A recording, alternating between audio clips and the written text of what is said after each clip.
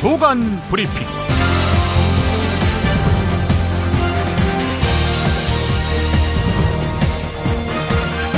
2015년 12월 25일 금요일입니다. 애청자 여러분, 메리 크리스마스. 약한 사람 편에 서신 예수 그리스도의 은총과 평화가 온누리에 가득하기를 기원합니다. 오늘은 장덕진 서울대 사회학과 교수의 신당 어떤 변화를 가져올 것인가 라는 제목의 경향신문 칼럼을 소개하면서 시작합니다. 한마디로 야권 분열에 대해서 나쁘게만 보지 말자, 이런 내용입니다. 안철수 의원의 탈당과 신당 창당 선언으로 인해 야권은 벼랑 끝에 서 있다. 지금 벌어지고 있는 변화는 무엇을 의미할까? 몇 가지 중요한 대목을 짚어보자. 첫째, 야권 분열에 대한 경계다. 현재의 양당 구도에서 야권이 분열하지 않는다 해도 정권 교체 가능성은 매우 낮다. 지난 대선에서 증명됐듯 새정치민주연합의 우클릭이 가지는 확장성보다 새누리당의 좌클릭이 가지는 확장성이 훨씬 크다. 지난 대선에서 문재인 후보가 야당 후보 중에 역대 최다 득표를 하고도 48%에 그쳤다는 점은 시사하는 바가 크다. 문재인 대표는 나름 선전했지만 현재의 구도에서는 이기기 어렵다는 뜻이고, 새누리당은 아무리 밀려도 51%에서 더 밀리지는 않는다는 뜻이기도 하다. 둘째, 3당 체제가 무조건 새정치민주연합에 불리하기만 한 것인가 하는 점이다. 야권 지지자를 양분한다는 산술적 계산만 하면 그렇게 보이겠지만 그렇지 않을 가능성도 있다. 나는 2012년 5월에 쓴 칼럼에서 안철수 지지자와 박근혜 지지자가 상당 부분 겹친다고 지적한 바 있다. 이것은 만약 신당이 성공할 경우 새누리당을 지금보다 오른쪽으로 밀어낼 수 있다는 것을 의미한다. 셋째, 정당들이 이념이나 지역이 아니라 정책으로 경쟁하도록 유도할 수 있다. 지역과 세대를 볼모로 한 거대 양당의 과점 체제가 오랫동안 지속되어 온 한국은 OECD 국가들 중에 정당 간 경쟁의 정도가 가장 낮은 편에 속한다. 정당들이 정책으로 경쟁하지 않으면 피해를 입는 것은 국민들 뿐이다. 네, 여러분은 어떻게 생각하십니까? 반드시 알아야 할 뉴스로 넘어가겠습니다.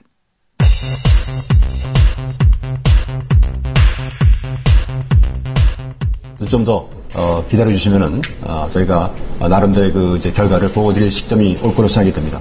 윤병세 한국 외교부 장관의 말이었습니다. 아베 신조 일본 총리가 어제 기시다 후미오 외무장관에게 위안부 문제 타결을 위한 연내 한국 방문을 전격 지시했습니다.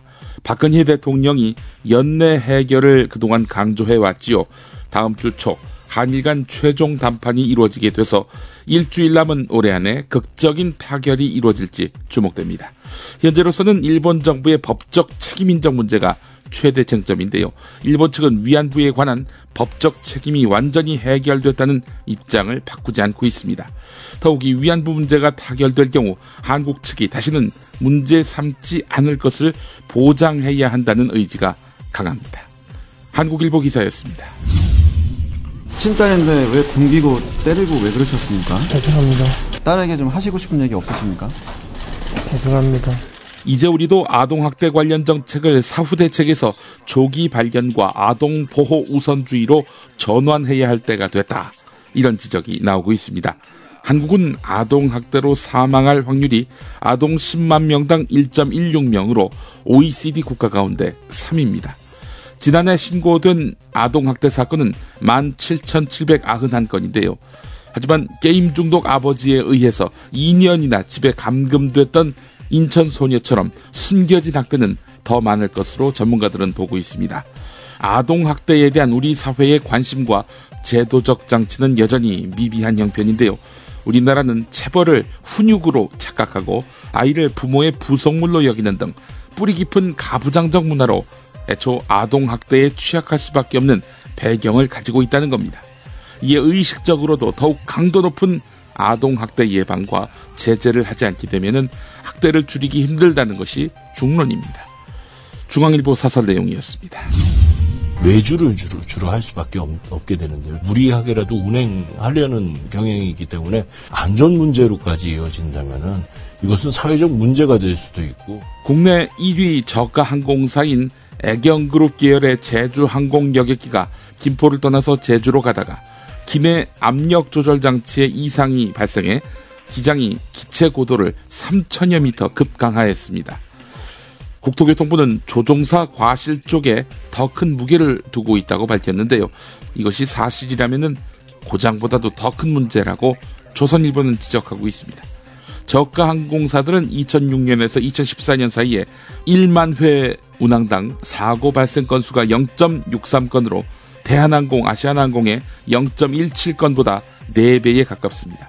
저가 항공사의 잦은 사고는 비용 절감을 위한 무리한 운항 정책에서 비롯된 구조적 문제인데요. 보유 항공기 대수는 적은데 운항 횟수를 늘려서 후울 가동하다 보니까 정비 시간이 모자라는 것입니다.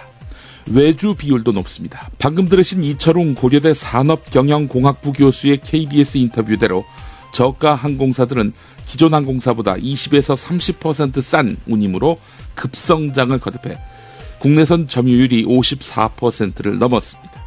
지난해만 해도 연인원 1900여만 명이 이용할 만큼 대중적인 교통수단이 됐는데요. 그런 만큼 안전성 확보도 시급합니다.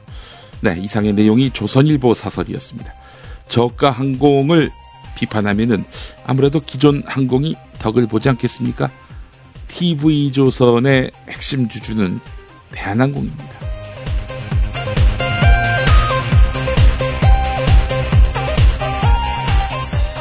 김용민의 조간브리핑은 이담채 김치, 전창걸의 새싹 땅콩차, 코골이 119, 재미월드, 구이동 대양참치, 대한공경매사협회, 연지연 곰탕과 함께합니다. 김치가 다 같은 것 같죠? 아니요, 이담채는 진짜 다르죠. 겨울 전라도, 여름 강원도, 봄 가을 충청도 최고의 배추만 골라와야지요. 소금 영광에서 직송된 최고의 국산 천일염이 기본 아닌가요? 아, 고춧가루와 파, 마늘 괴산 영천에서 건강한 놈들만 가져와야 해요. 우와, 재료가 반이라고 하던데 역시 이담채네요. 그런데 어떻게 담가야 이담채 김치 맛이 나요? 아유, 이거 비밀인데 다시마에 표고버섯, 양파, 멸치를 넣고 우려낸 육수에다가 온갖 재료를 잘 버무리고 2달 동안 저온 숙성한 양념을 써야 해요. 근데 흉내내봐야 소용없어. 30년 연구한 레시피에 30년 김치만 만든 손맛을 따라갈 수 있겠슈? 이담채 김치. 안내와 주문은 검색창에 이담채를 입력하세요. 전화는 1544-4586 1544-4586. 추운 겨울이 찾아왔습니다. 잠시 제멋대로 돌아가는 생각들을 멈추고 차 한 잔을 마시며 마음을 돌아봅니다. 마음은 몸을 돌보라 합니다. 몸이 마음입니다. 속상하기 쉬운 연말연시 국내 농가의 깨끗한 수경재배로 키워 맛의 풍미가 다른 새싹 땅콩차를 당신에게 선물하세요. 회원가입 없이 전창걸닷컴에서 바로 구매할 수 있습니다. 전화문의는 070-8635-1288, 070-8635-1288입니다. 문재인 대표가 1월 말이나 2월 초에 물러난다 하면서 박지원, 김한길 두 사람에게 선거대책위원장을 맡아달라 했다. 이게 어제 조선일보 보도 내용 아닙니까? 여기서 등장하는 인물 셋 다 부인했습니다. 이 보도 내용을 말이죠. 자, 이 인물 가운데 누군가가 혹은 전부가 거짓말을 했거나 아니면 조선일보가 거짓말을 했거나 둘 중 하나겠죠. 결국 문재인 흔들기라는 조선일보의 의도성만은 부인할 수 없을 것입니다. 사실 여부와 무관하게 말입니다. 오늘 조선일보에는 무엇이 실렸느냐? 새정치민주연합 중진과 수도권 의원들이 일요일에 긴급 간담회를 열고 문재인 대표에게 이선 후퇴를 요구할 것으로 알려졌다. 이런 내용이 보도되고 있습니다. 조선일보는 당이 분당 위기로 치닫자 그동안 문재인 대표에게 우호적이던 수도권 중진들까지 사실상 문재인 사퇴로 돌아선 것이라고 풀이했는데요. 이 기사를 뒷받침하는 발언을 해준 의원은 현재의 지도체제를 계속 유지하기 힘들다라는 원혜영 의원, 그리고 문재인 대표가 너무 모험주의적이라는 박홍근 의원입니다. 그러면서 누군지 모를 야당 관계자의 말을 빌려서 다음 주에 호남이 아닌 수도권의 첫 연쇄 탈당 의원들이 나오게 될 것이라는 발언을 전했습니다. 야권 핵심 지지층인 호남 향후회가 갈수록 문재인 대표와 새정치민주연합에 대한 핵심 비토층으로 돌아서고 있다는 기사는 흔한 조선일보 기사입니다. 그러면서 야당 의원들 탈당 움직임의 속도가 붙는 데에는 호남 향후의 움직임이 중요하게 작용하는 것으로 알려졌다는 첨언을 합니다.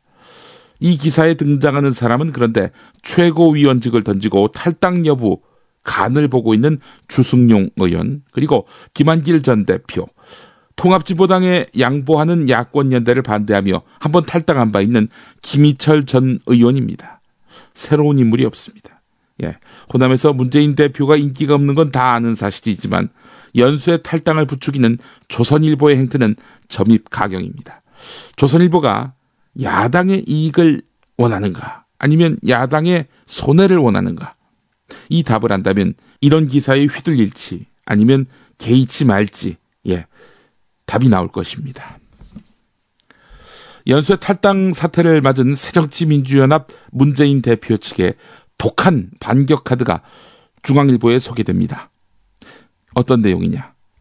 문재인 대표의 한 핵심 측근은 당 호남특위위원장에 장하성 교수를 임명하기 위해서 다각도로 접촉하고 있다, 이렇게 말했다고 하는데요. 2012년 대선 때는 안철수 캠프의 국민정책본부장을 지냈고 안철수 의원의 싱크탱크인 정책네트워크 내일의 초대 소장이었습니다. 장하성 교수는 중앙일보와의 통화에서 문재인 대표 측과의 접촉이나 당직을 맡을 의사가 있느냐 이런 질문에는 답해줄 수 없다, 이렇게 말했다고 합니다. 또 다른 전략은 장기에서 두 개의 말이 한꺼번에 장을 부르는 상황을 일컫는 양수겸장 전략입니다. 이용섭 전 의원과 강훈태 전 광주시장 복당 카드를 써서 탈당자를 압박하고 추가 탈당을 막는 수입니다. 두 사람은 지난해 6.4 지방선거에서 당시 당대표이던 안철수 의원이 윤장현 광주시장을 전략 공천하면서 경선 기회를 갖지 못한 데 반발해서 탈당했습니다. 하지만 근래 들어서 복당을 논의하고 있는데요. 이 가운데 이용섭 전 의원의 지역구는 원래 광산을이었습니다. 광산을은 탈당을 검토하고 있는 권은희 의원의 지역구인데요. 문재인 대표 측은 권은희 의원이 탈당하려는 이유 가운데 하나가 이용섭 전 의원의 복당에 있다고 보고 있습니다. 그래서 이용섭 전 의원을 복당케 하되 광산갑으로 돌리는 방안을 논의하고 있다고 합니다. 권은희 의원을 붙들고 이용섭 전 의원을 탈당파인 광산갑 김동철 의원 지역구의 저격수로 쓴다는 두 가지 포석입니다. 하지만 권은희 의원 국민회의에 천정배 의원을 독대했습니다. 점점 탈당 쪽으로 기우는 분위기입니다. 강훈태 전 시장에게는 탈당한 박주선 의원과 일합을 겨루도록 하는 방안이 거론되고 있습니다. 강훈태 전 시장의 국회의원 시절 지역구는 남구였지만 내년 총선에서는 남구 일부와 동구 선거구가 합쳐질 가능성이 있습니다. 합쳐지는 남, 동구에 강훈태 전 시장을 공천한다는 뜻입니다. 강훈태 전 시장은 시민 의견을 충분히 들을 계획이다, 이렇게 말했습니다. 성한용 한겨레 정치선임 기자의 칼럼성 기사를 살펴봅니다. 제목이 이렇습니다. 호남의 반문재인 정서는 어떻게 커졌나? 호남의 반문재인 정서는 어디서 비롯된 것일까? 문재인 대표에게 애정을 가진 호남 출신 정치인의 설명을 들었다. 출발은 2003년이었다고 한다. 호남의 압도적인 지지로 대통령에 당선된 노무현 대통령은 청와대 인사수석에 정찬용 수석을 기용하는 등 호남 사람들을 배려하려고 애썼다. 국정원, 검찰, 국세청 등 관련 기관에 호남 사람들이 여럿 추천됐다. 하지만 참여정부의 공직 후보 검증은 엄격했다. 음주운전 전과까지 따졌다. 상당수가 검증에서 탈락했다.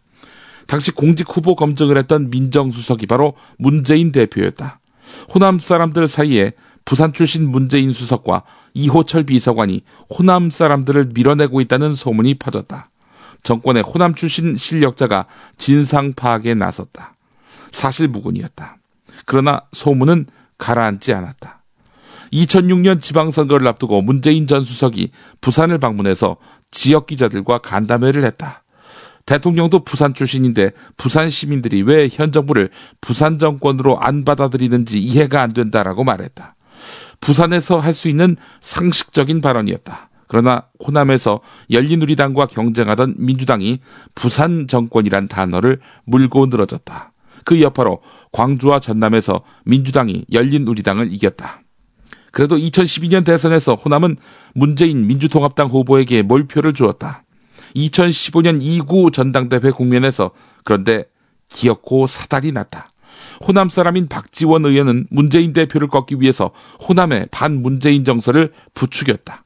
이 시기에 수도권 호남 향후의 상당수가 반문재인으로 돌아섰다. 여기에 4.29 재보선 전패는 끝없는 선거 패배의 진저리를 치던 호남 사람들에게 환멸을 안겼다. 문재인 대표는 호남 출신 김상곤 전 교육감을 혁신위원장에 앉혀서 수습에 나섰다. 그러나 안철수, 김한길 의원을 비롯한 당내 비주류는 호남의 반문 정서를 자극하면서 문재인 대표를 흔들었다. 종합편성 채널 패널들은 호남과 친노를 끊임없이 분열시켰다.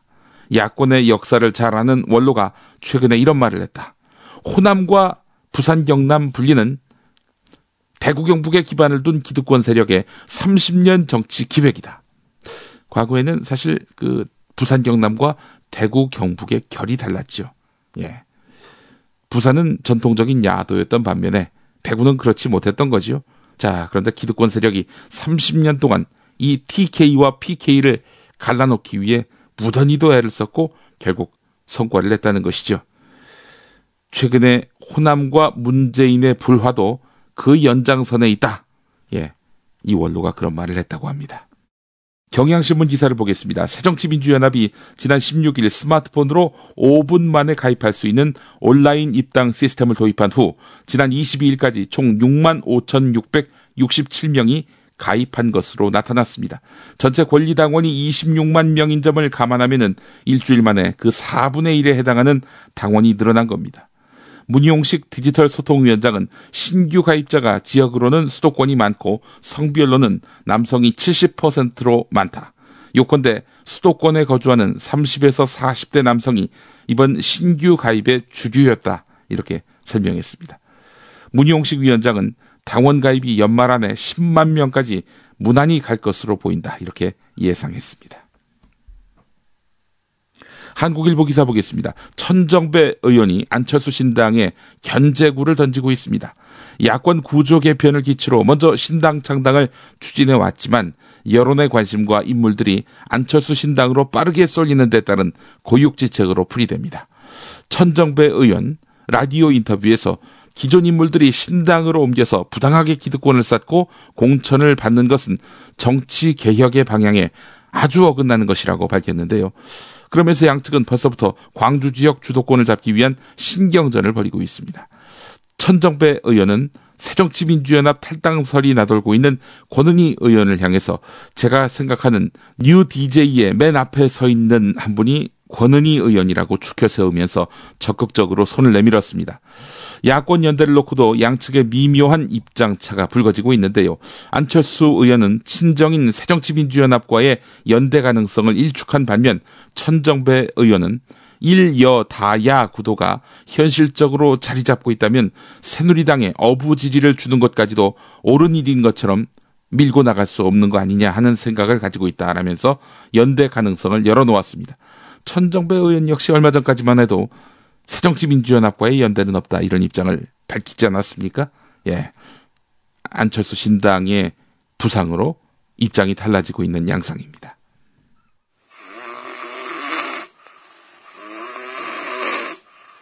큰일 났네요. 큰일 났어요.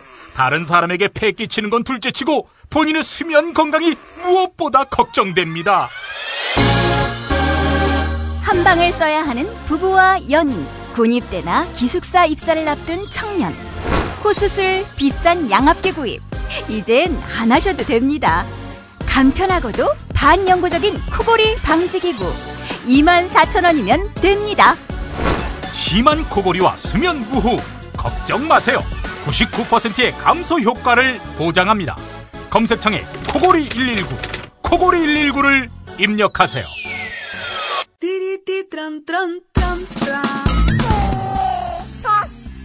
스마트폰, 물통, 무료지, 아이패드, 패스트푸드 음식.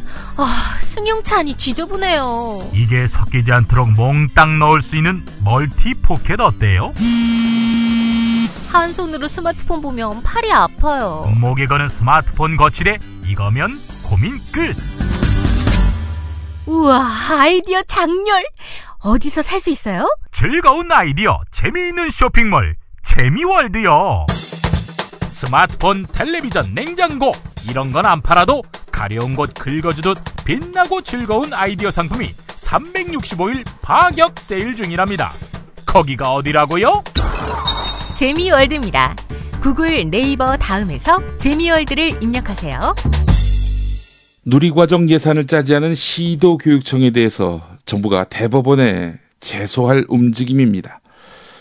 강경 대응을 예고하고 나선 것인데요. 시도교육청에서 만 3살에서 5살 유아들의 보육, 교육비를 지원하는 누리과정 예산을 편성하지 않아서 학부모의 불안이 커지고 있는 데 따른 것입니다. 하지만 서울, 광주, 전남, 인천, 강원 교육감은 서울교육청에서 기자회견을 열고 인건비 등이 올라서 예비비 지원까지 받아도 누리과정 재원 부족을 메우기 어려운 데다 누리과정에 돈을 넣느라 학교 시설비 등에 투자할 여력이 없기 때문에 교육 환경은 계속 악화되고 있다면서 파탄 상태에 이른 지방교육 재정 상황을 왜곡하면 안 된다면서 절박한 심정으로 박근혜 대통령 면담을 요청한다 이렇게 말했습니다.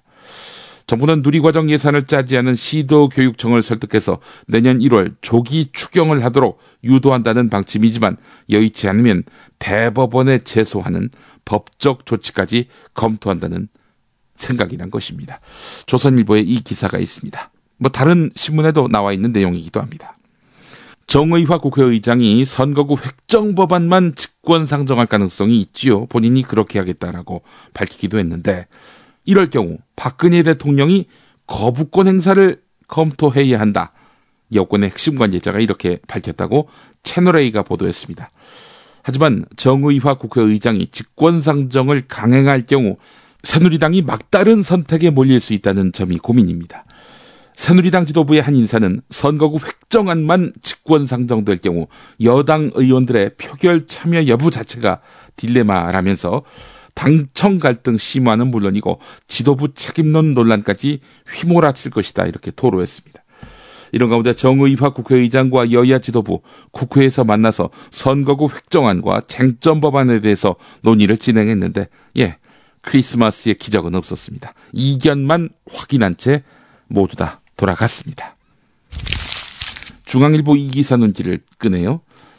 박근혜 대통령이 참석한 가운데 열린 핵심 개혁과제 점검회의에서 노동개혁 순서가 돌아왔는데 보고를 맡은 사람은 고용노동부의 실무 책임자인 송민선 과장이었습니다. 송민선 과장의 남편이 그런데 새정치민주연합 송호창 의원이란 것입니다. 여권에서는 송호창 의원과 송민선 과장의 관계를 셰익스피어의 비극 로미오와 줄리엣에 빗대고 있는데요. 탈당한 안철수 의원의 측근으로 꼽히는 송호창 의원은 한 인터넷 언론과의 인터뷰에서 새정치민주연합 내의 낡은 진보를 비판하면서 새정치민주연합만의 국가 비전과 대안을 가지고 정부 여당과 싸워야 하는데 지금 우리 당은 그러하지 못하다. 예컨대 정부의 노동개혁 정책에 대해 반대만 있고 대책은 없다. 이렇게 말한 것입니다. 한편 송민선 과장은 고용노동부 안에서 가정사에 대해서는 언급하지 않는다고 하는데요. 송호창 의원은 중앙일보와의 통화에서 노동 문제에 대해 완전히 달리 생각하는 부분도 있지만 기본적으로 각자 하는 일을 존중하면서 서로 토론하면서 지낸다. 서로 맡은 일이 그렇게 됐을 뿐 대립관계에 놓이는 일은 없다라고 말했다고 합니다. 조선일보를 비롯한 여러 언론들이 크게 다루고 있는 뉴스입니다. 내년 총선에서 인천 연수구 출마를 준비하고 있는 민경욱 전 청와대 대변인이 유승민 새누리당 의원의 연설문을 베꼈다는 논란에 휘말렸습니다. 논란이라고는 하지만 민경욱 전 대변인 측이 유승민 의원에게 사과를 표명했다는 점에서 봤을 때 베낀 게 거의 기정사실이 아닌가라는 생각을 해보게 되는데 말이죠. 어떤 점이 닮았느냐. 민경욱 전 대변인은 인터넷 홈페이지에 출마 선언문을 게재했는데 그동안 저는 왜 정치를 하려고 하는가라는 기본 명제에 대한 해답을 찾기 위해서 매일 스스로에게 질문했습니다. 라고 했는데요. 유승민 의원의 지난 4월 국회 교섭단체 연설문에도 나는 왜 정치를 하는가? 저는 매일 이 질문을 저 자신에게 던집니다. 라는 대목이 나온다는 것입니다. 이어지는 단락은 단어 배열 순서도 똑같습니다. 민경욱 전 대변인은 제가 꿈꾸는 건강한 삶이란 정의롭고 공정하며 진실되고 책임지며 따뜻한 공동체의 건설을 위해 땀 흘려 노력하면 인정받고 보상받을 수 있는 것이 당연한 세상이다 이렇게 했는데, 유승민 의원 연설문에는 제가 꿈꾸는 보수는 정의롭고 공정하며 진실되고 책임지며 따뜻한 공동체의 건설을 위해 땀 흘려 노력하는 보수입니다 라고 되어 있습니다. 아이고, 이거 뭐 여지가 없네요. 네. 민경욱 전 대변인은 사과를 했는데 당 관계자들은 청와대 출신인 민경욱 전 대변인이 하필 유승민 의원의 원고를 베낀 것은 아이러니다 이렇게 말했다고 합니다.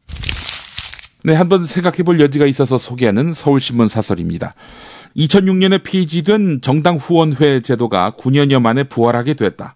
현행 정치자금 제도에서 국회의원에 대한 후원은 허용하면서 정당은 못하게 한 것은 2002년 대선 당시 한나라당이 대기업으로부터 선거자금을 트럭째 넘겨받은 이른바 찻대기 사건 이후 정경유착이라는 후진적 정치 문화를 없애기 위해서였다. 그 이후에도 우리 사회는 김영란법 제정을 통해서 공직사회와 민간기업 간의 부패 고리를 끊기 위한 자정 노력을 기울이고 있다. 이런 시기에 자칫 정당 후원회의 부활이 기업의 정치권에 대한 유착 유혹에 불씨를 되살리지 않을지 우려하지 않을 수 없다. 헌법재판소의 결정으로 여야는 상임위원회를 열어서 정치자금법을 비롯해 관련법 개정에 착수한다고 한다. 우선 관련법 개정 때 법인과 단체 명의의 정치자금 기부를 금지한 31조 조항은 그대로 살려놓아야 한다. 정당 후원회의에 기부할 수 있는 주체를 개인으로만 국한해야 한다. 기업 등의 기부를 허용한다면 대기업의 과도한 영향력, 여당에 대한 기부 쏠림, 정당의 정치자금 전용 가능성 등 부작용이 발생할 가능성이 있기 때문이다. 이런 내용입니다. 물론 개인을 동원해서 쪼개기식으로 후원하는 편법도 있겠죠. 네. 한국일보 박선영 문화부 기자의 칼럼, 코너명이 이렇습니다. 36.5도.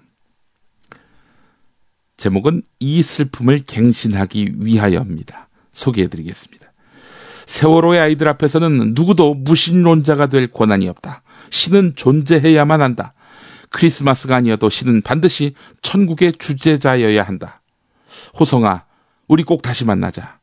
나는 너를 꼭 다시 만나서 같이 살고 싶어. 금요일에 돌아오렴이라는 책에 나와 있는 한 부분입니다. 흐느끼는 이 엄마 앞에서 우리에겐 유물론자가 될 자격 같은 게 없다. 가슴이 너무 아파서 누가 때려줬으면 좋겠다. 이런 말도 했다. 여기가 짓눌려서 죽을 것 같다고 울음을 터뜨린 승희 아빠 앞에서 우리는 신없는 세계를 용납할 수 없다.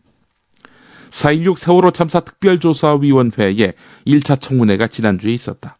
시민단체 강당에서. 그것도 여당 추천위원은 전원불참한 채 열린 첫 번째 청문회는 지상파 텔레비전에서도 종합편성방송과 뉴스 전문 방송에서도 중계되지 않았다. 사건 당시 전원 퇴선하라는 안내방송을 했다는 해경의 거짓말이 김석균 전 해경청장의 지시로 이루어졌다는 사실이 밝혀졌고 500명의 잠수 인력이 투입됐다는 해경의 발표가 전국에서 동원 가능한 숫자를 말한 것일 뿐 청와대 보고 인원은 8명 뿐이었음을 확인할 수 있었다. 그리고 다시 세월호 엄마들의 눈물이 있었다. 용기가 없어서 미뤄뒀던 금요일엔 돌아오렴을 펼쳤다. 읽는 고통 정도도 함께 짊어지지 못하면서 슬픔의 연대를 말할 수는 없을 것 같았다. 작가단이 기록단을 꾸려서 쓴 이 유가족 육성 기록은 그야말로 숨이 쉬어지지 않는 고통으로 빼곡했다. 그 많던 슬픔은 다 어디로 간 것일까? 망각도 사람의 일이어서 힐나는 옳지 않다. 그저 처음처럼 다시 슬퍼하기 위한 애도의 노동이 필요할 뿐이다. 상투화하고 추상화한 슬픔의 각질을 깨고 이 슬픔을 갱신해야 할 의무가 우리에게 있다. 나는 또 이 고통을 당한다 해도 건우를 다시 만나고 싶어. 다시 택한데도 나는 건우 엄마를 택할 거야. 그 17년 동안이 내 인생에서 가장 행복했던 시간이었기 때문에 다시 또 기회가 생긴다면 건우를 만나서 그 시간을 다시 건너고 싶다고. 우리는 이 엄마를 위해 다시 처음처럼 새롭게 슬퍼해야 한다. 이런 칼럼이었습니다. 뉴스의 재구성 보내드리겠습니다.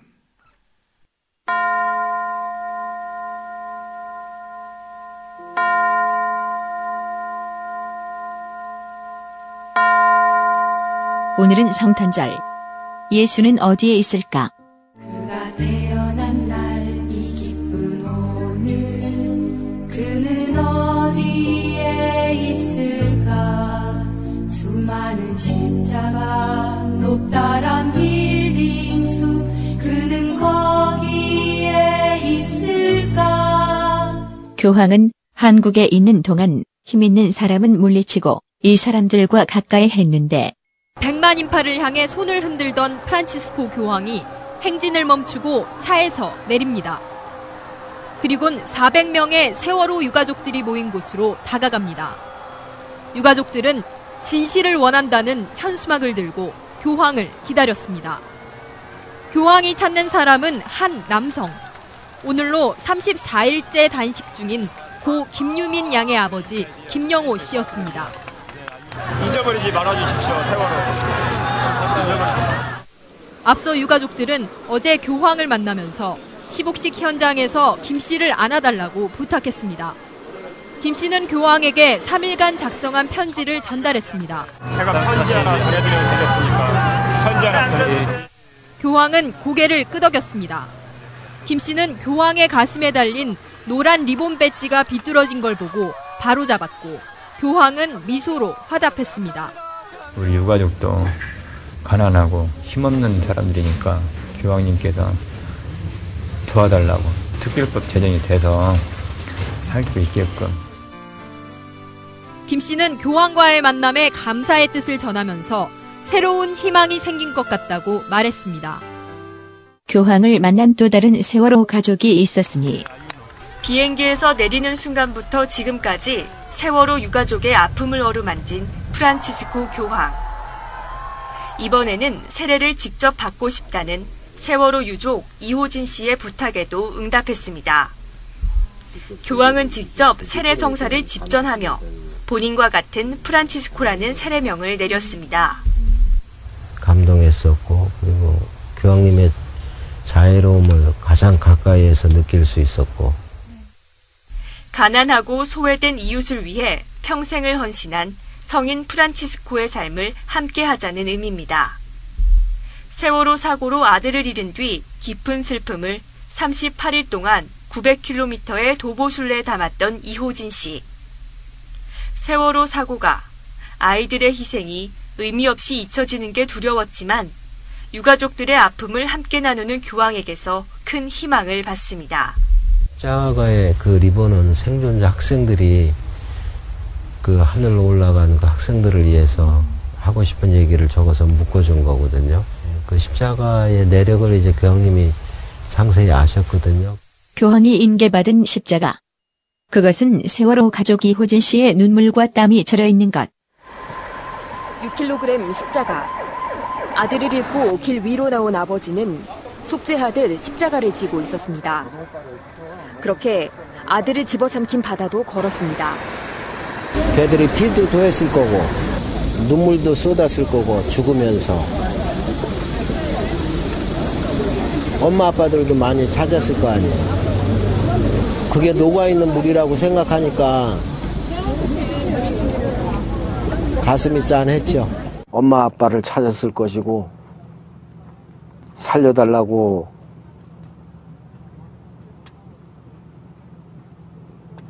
고함도 쳤을 것이고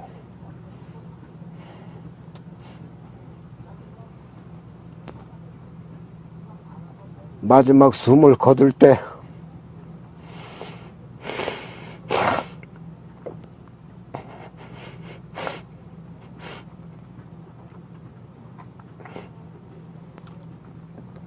아, 내가 이제 죽는구나.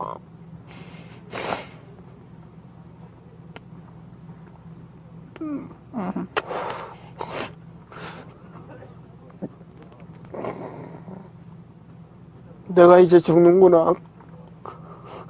그런 생각을 하고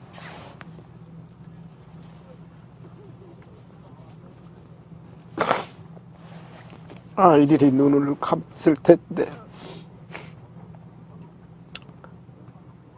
그런 거를 다 알고 있으면서도 엄마 아빠들이 해줄 수 있는 게 아무것도 없었어요.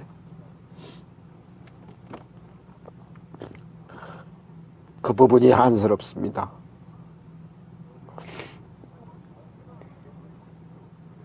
평생 가지고 가야 될 텐데 그 부분이 너무 한스러워요. 바티칸행 귀국 비행기에서 기자들 앞에 선 교황의 가슴엔 세월호 추모 리본이 그대로 달려 있었습니다. 교황은 세월호 유족에 깊은 관심을 보인 게 정치적으로 이용될 수 있다는 우려를 하지 않았냐는 질문에 뒷얘기를 털어놨습니다. 누군가 정치적 중립을 위해 세월호 리본을 떼는 게 좋겠다고 조언했지만 거부했다는 겁니다. 리본을 떼고 중립적이어야 한다고 말하는 사람도 있었지만 인간의 고통 앞에 중립은 없습니다. Lei deve essere neutrale. Ma senti, col dolore umano non si può essere neutrale.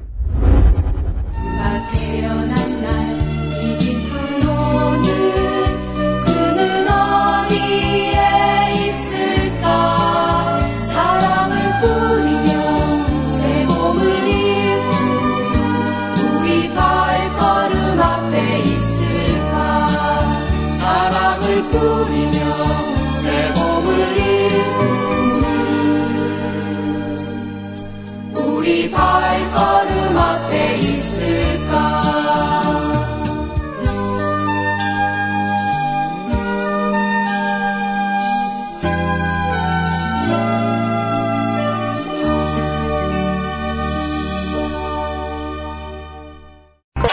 공화국 참치논평 구이동 대양 참치를 맛보지 못한 국민 여러분은 진정한 참치 맛을 보기 위한 강도 높은 중대 조치를 취하실 계획을 표명하시고 곧장 구이동으로 달려오시기 바란다. 참치에 대한 체질적인 거부감과 적개심을 노골적으로 드러내는 분도 구이동 대양 참치에 오시면 추호도 용납할 수 없는 포악무도한 폭식 행위를 자행할 것이다.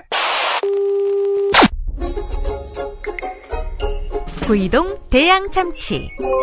월요일 참치데이 이벤트, 화요일 참치머리 서비스로 함께합니다. 주차장 걱정 마시고요.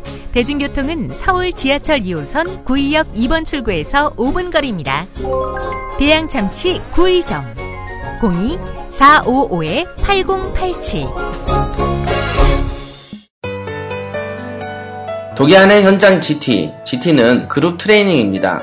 GT는 가장 배우기 어려운 시세조사와 시세 분석, 현장 조사 훈련을 물건별로 직접 조사 후 보고서를 작성하고 분석하는 일련의 과정을 저에게 직접 배우는 경매 그룹과외입니다.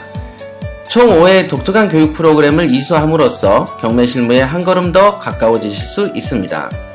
하루 80분 이루어지는 학습이 아닌 오전부터 오후까지 거의 하루 종일 이루어지는 학습 방식입니다. 본 과정은 주거용 건물, 상업용 건물, 입찰 실습, 특수물건 조사 분석, 유치권 조사 협상 과정으로 총 5회로 진행됩니다. 지금 상담 받으세요. 02-888-5704 인터넷과 스마트폰에서 대한공경매사협회를 검색하세요. 김용민이 전해드리는 조간 브리핑. 이른 아침 조간신문 핵심 기사를 훑어보는 시간, 김용민의 조간 브리핑. 월요일부터 토요일까지 매일 오전 7시대에 업데이트됩니다. 뉴스뿐 아니라 그 안의 숨은 맥락도 짚어드립니다. 직원들에게 폭언과 구타를 일삼는 등 슈퍼 갑질을 한 것으로 알려져 물의를 빚고 있는 경남 창원의 몽고식품의 김만식 명예회장이 명예회장직에서 물러났습니다. 김만식 명예회장은 운전기사와 관리부장 등 직원들에게 폭언과 구타를 일삼았고 직원이 마음에 들지 않으면 권고사직 등의 방식으로 퇴사시킨 것으로 알려져 있습니다. 간장 제조업체인 몽고식품, 일제강점기인 1905년 일본인 아마다 노부스케가 경남 마산에 문을 연 야마다 장유 양조장에서 출발을 했는데 말이죠. 1945년 해방 직후에 김만식 명예회장 아버지가 이 업체를 인수해서 운영해 왔습니다. 박원순 서울시장이 크리스마스 이브에 잠실 돔구장 건립 약속을 했습니다. 한 트위터 유저가 야구팬을 뜻하는 야빠로서 부탁드립니다. 축구의 반만큼이라도 야구에 관심을 가져주셨으면 합니다. 야구에 대해선 너무나 유연하지 않으신 것 같은 느낌, 저만의 느낌이었다면 죄송합니다 라고 보낸 트윗에 대한 응답이었습니다. 박원순 시장의 돔구장 약속 발언은 공식석상에서 이루어진 것도 아닌데다 구체성까지 떨어지기는 하지만 잠실 돔구장 건설에 대한 의지를 드러낸 것이란 점에서 의미가 있어 보입니다. 실제로 서울시는 지난해 잠실 종합운동장 일대에 4만석 규모의 돔구장을 조성해서 기존의 스포츠 기능에다가 문화, 공연, 엔터테인먼트 기능을 확충하겠다는 계획을 발표했었죠. 서울시가 최근 실시한 노숙인 실태조사 결과에 따르면 자활, 재활, 요양시설에서 생활하고 있는 노숙인 3,252명 가운데 28.5%가 조현병이나 조울증 등 각종 정신질환에 시달리고 있는 것으로 나타났습니다. 시설 노숙인 10명 가운데 3명가량이 이러하다는데 시설에 있지 않은 노숙인들은 그 비율이 더 높아지는 거, 이건 뭐 상식에 가까운 거지요. 하지만 서울에서 정신질환 노숙인들이 찾아갈 수 있는 전담병원은 서울시립은평병원 한 곳뿐입니다. 네, 서울시 참 많은 예산이 필요할 것 같습니다. 세계일보 보도 내용이었습니다. 노조집행부에 대한 사측의 업무 복귀 명령 등으로 MBC 노사 갈등이 악화일로를 걷고 있는 가운데 MBC를 관리감독하는 방송문화진흥회 이사들이 이에 대한 우려의 입장을 표시했습니다. 어제 박문진 미완의 보고서란 제목의 발표문을 낸 이사들은 우리는 MBC 경영진의 전횡에 대해서 알면서도 6명 여당 추천 다수 이사들에게 가로막혀서 아무것도 할 수 없었다 이렇게 밝혔는데요. 이들은 MBC 경영진은 최근 근로시간 면제, 즉 타임오프 기간 만료를 내세워서 노조 전임자들에 대한 업무 복귀 명령을 내리고 경영 행태를 비판하는 구성원에게는 보복 인사로 응답하고 소송이 늘고 패소가 잦아지자 아예 직종까지 폐지해버렸다라고 지적했습니다. 3년째 신입사원 채용을 중단한 경영진은 그 자리를 모두 경력직으로 채웠다면서 그 결과 조직의 연속성이 단절되고 직원들 간의 갈등의 씨앗이 되었다 이렇게 꼬집었는데요. 지난 10월 미래창조과학방송통신위원회 국정감사에서 노무현 전 대통령을 공산주의자라고 지칭해서 물의를 빚은 고영주 박문진 이사장에 대해서도 쓴소리가 이어졌습니다. 공영방송을 이끄는 책임자로서 부적격성을 지적하는 우리의 주장에 대해서 6명의 여당 추천 다수 이사들은 고영주 이사장 개인 발언을 사상 검증하냐며 엄호했고 결국 6명 만장일치로 불신임안을 없던 일로 해버렸다. 아무것도 이루지 못해서 부끄럽다 이렇게 말했습니다. 네, 방송문화진흥회 여당 추천 6, 야당 추천 3 이렇게 돼 있습니다. 그러니까 야당 추천 이사들이 무슨 얘기를 해도 무슨 행동을 해도 이게 다수결에 의해서 가로막혔다는 것이죠. 근데 6대3, 이 국민이 정해준 6대3입니까? 이 여당이 무조건 다수를 차지하는 이런 구조, 이게 합리적인가요? 이러다 보니 공영방송은 정권의 전리품이다 이런 얘기가 나오는 건 아닐까요? 6살 하늘이 밥을 잘 안 먹어요. 엄마, 나 이거 맛이 없어요. 그만 먹을래요. 엄마의 걱정은 점점 더해가는데요. 그런데 이때 택배입니다. 연지연 곰탕이 배달됐어요. 직접 도끼로 팬 장작불 위에 한우 사골과 도가니를 가마솥에 한가득 넣고 24시간 끓인 진구. 연지연 곰탕이 하늘이 입에 들어가는 순간 아, 맛있다. 엄마 한 그릇 더 주세요. 하늘이의 밥도둑 연지연 곰탕. 조미료 같은 첨가물이 전혀 들어가지 않아 엄마의 기쁨은 더하답니다. 연지연 곰탕은 강화군에서 김포시 방향으로 강화대교 건너자마자 있습니다. 포장 판매는 한 팩 800g에 7,000원, 7팩 이상 무료 배송합니다. 주문 전화는 010-7252-1114, 010-7252-1114. 안녕하세요, 선대인입니다. 제가 저성장 저금리 시대의 생존 경제학, 빅픽처라는 책을 냈습니다. 요즘 같은 시대에 우리 같은 사람들은 어떻게 살아야 하나요? 이런 고민이 드는 분들은 한번 꼭 읽어보시면 좋겠습니다. 지금 서점에서 만나실 수 있습니다.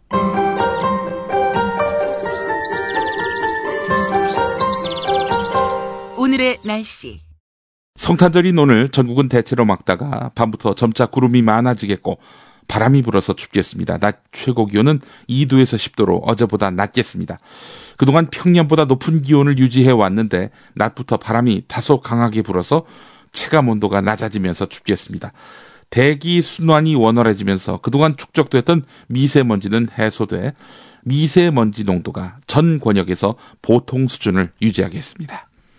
오늘 김용민의 주간 브리핑은 박용현 한겨레 논설위원회 대통령 명예를 깎아내린 법원과 검찰이란 제목의 칼럼을 소개하면서 마무리하겠습니다. 가또 다스야 일본 산케이 신문 서울지국장에 대한 무죄 판결, 이것과 연관된 칼럼입니다. 놀라운 판결이다. 일국의 대통령을 한갓 나약한 개인으로 쪼그라뜨렸으니 말이다. 민주사회에서는 공직자를 향해 격렬하고 신랄하고 때론 불쾌할 정도로 날선 공격을 할 수 있어야 한다. 여기에 혹 허위 사실이 포함됐다고 해서 처벌한다면 표현의 자유는 위축돼 숨구멍조차 막히게 된다. 또 저속한 표현이 처벌의 기준이 된다면 판단자의 취향에 따라서 처벌이 좌우된다. 그건 법치가 아니다. 더 중요한 이유가 있다. 공직자는 불굴의 용기와 인내를 가진 강인한 사람이다. 막강한 권력을 행사하는 만큼 그에 따른 비판과 감시를 감내해야 한다. 그런 끈기가 없다면 애초 공직을 맡을 깜냥이 안 되는 것이다. 선진국 법체계가 그렇다. 우리 법원은 다른 견해를 취했다. 공직자는 공적인 존재인 동시에 사적인 존재다. 공인으로서 비방을 감내해야 하지만 사인으로서는 명예를 보호받아야 한다. 세월호 참사 당시의 7시간 행적에 대한 의혹 제기가 대통령 박근혜의 명예는 훼손하지 않았지만 사인 박근혜의 명예는 훼손했다. 언뜻 박근혜 대통령에게 유리한 결론으로 보인다. 하지만 잘 생각해보면 정반대다. 대통령이란 존재가 명예를 초탈하는 강인한 공직자에서 명예라는 보호막으로 숨어드는 나약한 개인으로 전락했기 때문이다. 판결문에 표상된 박근혜 대통령의 이미지는 근거 없는 공격에 눈 하나 깜짝하지 않고 국정에 매진할 뿐인 철의 여인이 아니라 허위 소문에 상처받고 잠 못 이루는 소심한 여성이다. 이야말로 대통령 비하다. 한편 한 개인의 명예를 훼손했을 뿐인 박성수 씨는 그 개인이 고소하지 않았는데 그토록 집요한 수사와 구속과 구속 연장과 추가 구속까지 당하며 8개월을 감옥에 갇혀 있었다. 왜 그랬을까? 가또 기자에 대한 검찰의 항소 포기에 힌트가 있다. 검찰은 박근혜 대통령에 대한 명예훼손이 성립함이 명백히 규명됐다라면서 항소 포기 이유를 밝혔다. 사실 규명이 됐다고 처벌을 포기한다? 이것은 개인 박근혜를 위해서 국가의 형벌권을 동원했다는 놀라운 고백이나 다름없다. 수사기관은 심부름센터처럼 개인을 위해 사실관계를 확인하는 곳이 아니기 때문이다. 즉 수사와 기소는 공익을 위해 처벌이 꼭 필요한 때만 최후적으로 동원해야 하는 공권력이다. 굳이 처벌할 일도 아닌데 수사와 재판을 벌인다면 그로 인해 고통받는 사람의 인권은 도대체 뭐란 말인가? 국가적 퇴행이다. 과거 한나라당 의원들이 연극을 핑계로 대통령에게 쌍욕을 퍼부은 일이 있었다. 당대표 박근혜는 박장대소했다. 그러나 아무도 처벌의 공포를 느끼지 않았다. 이것이 바로 민주공화국의 풍경이다. 그때는 명예를 초탈하는 강인한 존재인 대통령이 나라를 이끌던 시대였다. 여기까지입니다. 네, 오늘 석간과 내일 조간은 쉽니다. 일요일에 빨간펜 목사님 그리고 성서와 세상부터 다시 업로드 되고요. 조간 브리핑은 월요일에 인사드리겠습니다. 애청해 주신 여러분 감사합니다.